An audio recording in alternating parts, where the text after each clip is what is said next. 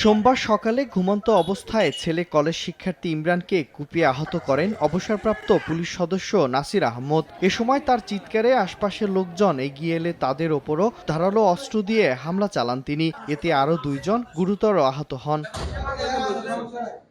ঘটনার এক পর্যায়ে নাসির আহমদ তিনতলা ভবনের ছাদে উঠে ঝাঁপ দেন। খবর পেয়ে পুলিশ তাকে উদ্ধার করে লক্ষ্মীপুর সদর হাসপাতালে ভর্তি করে।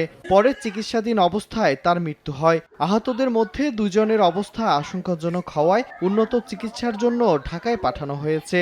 একজনের আঘাত হচ্ছে গুরুতর, উনি ভর্তি আছে। গুরুতর অবস্থা থেকে ঢাকা রেফার করছে, প্রাথমিক চিকিৎসা দিয়ে ঢাকায় পাঠিয়ে দেওয়া হয়েছে। পুলিশ জানায় প্রায় 1 বছর আগে অবসর নেয়া নাসির উদ্দিন লক্ষ্মীপুরের চন্দ্রগঞ্জ থানার ট্রাফিক বিভাগে কর্মরত ছিলেন। তিনতলা থেকে দাঁড় সহ সে তিনতলা থেকে লাফিয়ে নিচে পড়েছে, তার মাথায় আঘাতপ্রাপ্ত হয় এবং হাসপাতালে চিকিৎসাধীন অবস্থায় সে আজকে 10-10:30টার দিকে সে মৃত্যুবরণ করেছে।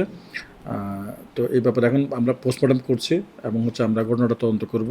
এদিকে ঝালকাঠির নলসিটিতে ইকবাল হোসেন নামের এক ব্যক্তিকে পিটিয়ে ও কুপিয়ে হত্যা করেছে দুর্বৃত্তরা।